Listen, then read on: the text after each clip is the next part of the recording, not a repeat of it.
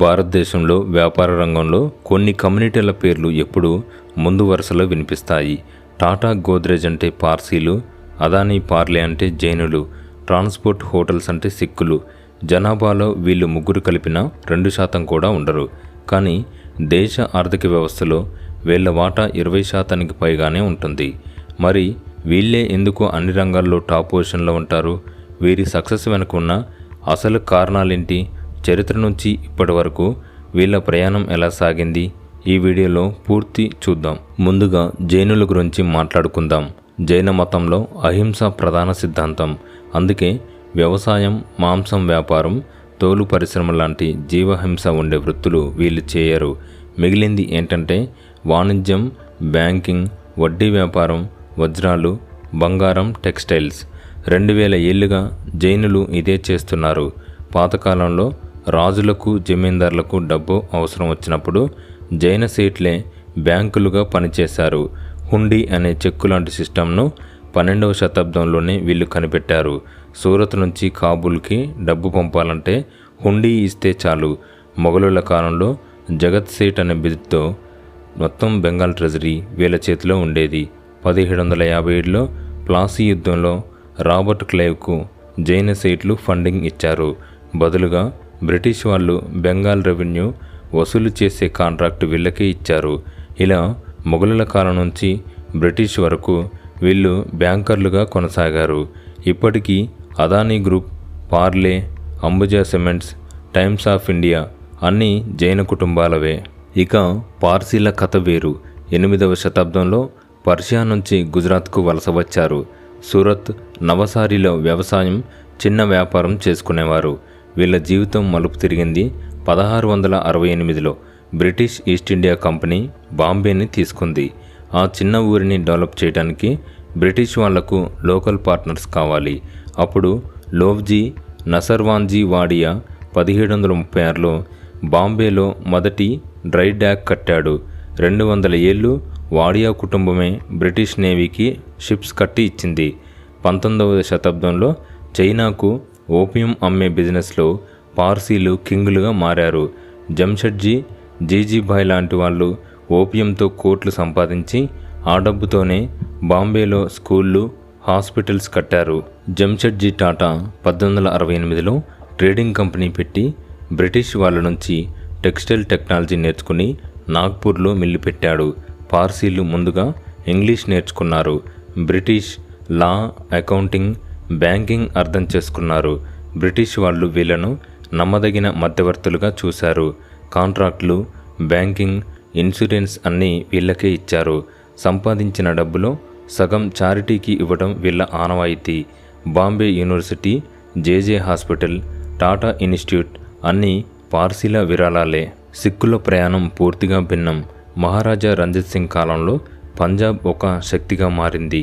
Lahore, Amritsar trade సెంటర్లు అయ్యాయి.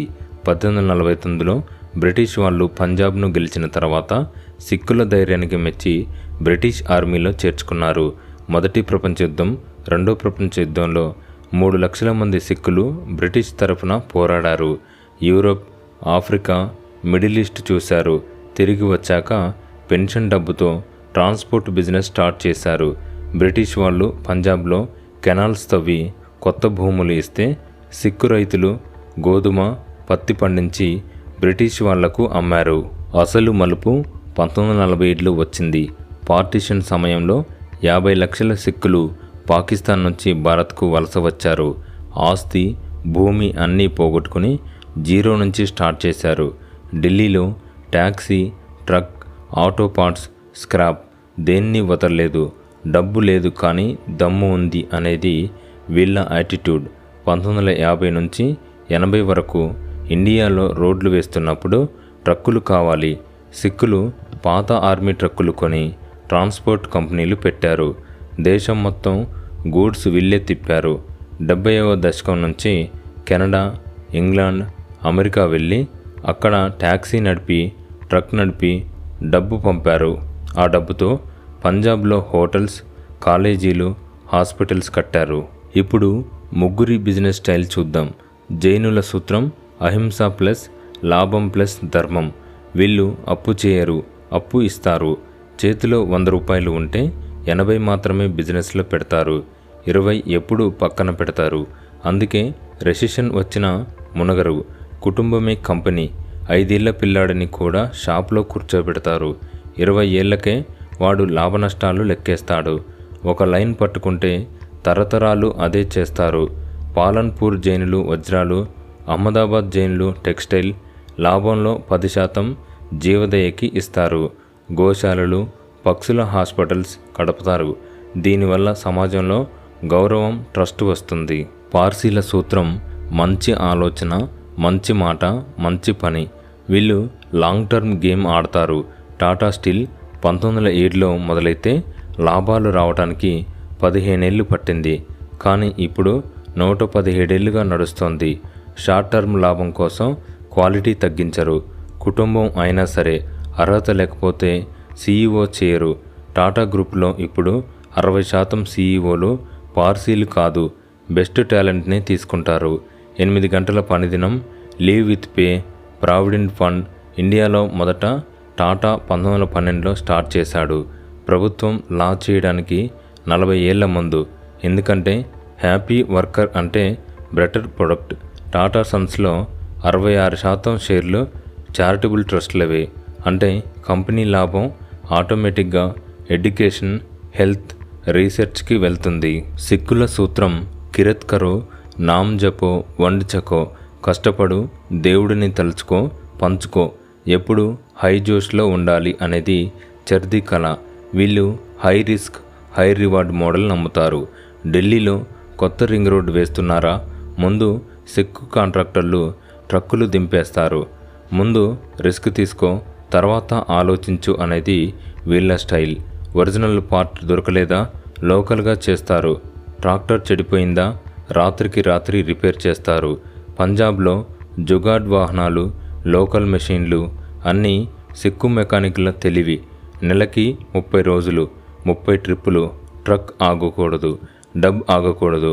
డ్రైవర్తో పాటు ఓనర్ కూడా ట్రిప్కి వెళ్తాడు. కొత్తగా కెనడా వెళ్ళావా? అక్కడ గురుద్వారా ఉంటుంది. 3 నెలలు free food, free stay. Job వచ్చే వరకు కమ్యూనిటీ చూసుకుంటుంది. నువ్వు సెటిల్ అయ్యాక నువ్వు 10 మందికి హెల్ప్ చేయాలి. ఇది అన్రిటన్ రూల్. ఇక వీళ్ళ వారసత్వం, పెళ్ళిళ్ళ గురించి చూద్దాం. జైనులు 5 ఏళ్లకే పిల్లాడిని షాప్లో కూర్చోబెడతారు. స్కూల్ అయ్యాక నేరుగా బిజినెస్. 18 ఏళ్లకు చిన్న బ్రాంచ్, 25 ఏళ్లకు ఒక సిటీ, 35 ఏళ్లకు ఫుల్ ఛార్జ్. తప్పు చేస్తే అందరూ కలిసి సరిదిద్దుతారు. పెళ్ళిళ్ళు 99% జైనుల మధ్య జరుగుతాయి. పెళ్ళి అంటే 2 కుటుంబాల బిజినెస్ మెర్జర్. అమ్మాయి వాళ్ళది వజ్రాల వ్యాపారం అయితే, అబ్బాయి వాళ్ళది ఫైనాన్స్ అయితే ఇద్దరికీ కలిసొస్తుంది. కట్నం తీసుకోరు, ఇవ్వరు.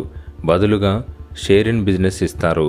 అమ్మాయికి లెక్కలు వచ్చా, షాప్లో కూర్చుంటుందా అని చూస్తారు. ఎందుకంటే రేపు ఆమె కోడలు కాదు, పార్ట్నర్ కూడా. పార్సీలు ముందు హార్వర్డ్, కేంబ్రిడ్జ్, ఐఐటీల్లో చదివిస్తారు. తర్వాత 5 ఏళ్ళు బయట కంపెనీలో జాబ్ చేయిస్తారు. రతన్ టాటా కూడా ఐబిఎంలో పనిచేసి తర్వాత టాటా స్టీల్లో బ్లాస్ట్ ఫర్నెస్ దగ్గర ఫ్లోర్ వర్కర్గా చేరాడు. టాటా గ్రూప్లో వారసుడు అనే రూల్ లేదు. మెరిట్ ఉంటేనే చైర్మన్. 66% షేర్లు ట్రస్ట్లవే కాబట్టి ఒకే కుటుంబం చేతిలో పవర్ ఉండదు. పెళ్ళిళ్ళు వీళ్లకు అతిపెద్ద సమస్య. ఇండియాలో కేవలం 60,000 పార్సీలు మాత్రమే ఉన్నారు. అమ్మాయిలు, అబ్బాయిలు దొరకడం కష్టం. అందుకే 35-40 ఏళ్ళు వచ్చినా పెళ్లి కాకుండా మిగిలిపోతారు. పార్సీ మతం ప్రకారం తండ్రి పార్సీ అయితేనే పిల్లలు పార్సీ అవుతారు. తల్లి పార్సీ, తండ్రి నాన్ పార్సీ అయితే పిల్లలకు నవజోత్ చేయరు. అందుకే పార్సీ అమ్మాయిలు బయట వాళ్ళను చేసుకుంటే కమ్యూనిటీ ఒప్పుకోదు. ఫలితం పెళ్ళిళ్ళు తక్కువ, పిల్లలు తక్కువ. 1941లో 1,14,000 ఉంటే ఇప్పుడు 60,000. ఇంకో 100 ఏళ్లలో కమ్యూనిటీ ఉంటుందో లేదో డౌటే. సిక్కులు 15 ఏళ్లకే పిల్లాడికి డ్రైవింగ్, మెకానిక్ పని నేర్పిస్తారు. 18 ఏళ్లకు సొంత ట్రక్ లేదా చిన్న హోటల్ పెట్టిస్తారు. సొంతంగా సంపాదించు, తర్వాత నా బిజినెస్ తీసుకో అంటారు. పెద్ద కొడుకు, చిన్న కొడుకు తేడా లేదు. 3 కొడుకులు ఉంటే 3 ట్రక్కులు కొనిస్తారు. ఎవరు బాగా నడిపితే వాడే పెద్ద బిజినెస్ తీసుకుంటాడు. పెళ్ళిళ్ళు 95% సిక్కు మధ్య జరుగుతాయి. రోటీ బేటీ కా రిప్తా అంటారు. రోటీ అంటే ఫుడ్ షేర్ చేసుకోవడం, బేటీ అంటే కూతుర్ని ఇచ్చిపుచ్చుకోవడం. రెండు సిక్కులతోనే. సిక్కుల్లో కూడా జాట్, ఖత్రి, రామ్గఢియా అనే కులాలు ఉన్నాయి. ఎక్కువగా సొంత కులంలోనే చేసుకుంటారు. కానీ ఇప్పుడిప్పుడే కలిసిపోతున్నారు. సిక్కు మతంలో కట్నం నిషిద్ధం. ఆనంద్ కరజ్ గురుద్వారాలో చాలా సింపుల్గా జరుగుతుంది. గురు గ్రంథ్ సాహిబ్ చుట్టూ 4 ప్రదక్షిణలు అంతే. డబ్బు కంటే కుర్రాడు కష్టపడతాడా అని చూస్తారు. ముగ్గురి సక్సెస్కి కామన్ పాయింట్స్ ఉన్నాయి. 1 స్ట్రాంగ్ కమ్యూనిటీ సపోర్ట్. ఒకరు పడిపోతే 10 మంది లేపుతారు. 2 తరతరాల వ్యాపారం. తాత వ్యాపారం మనవడు కొనసాగిస్తాడు.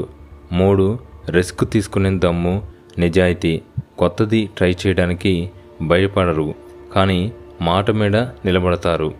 4 మతం వ్యాపారం లింక్. జైనులకు అహింస, పార్సీలకు చారిటీ, సిక్కులకు సేవ వ్యాపారంతో ముడిపడి ఉంది.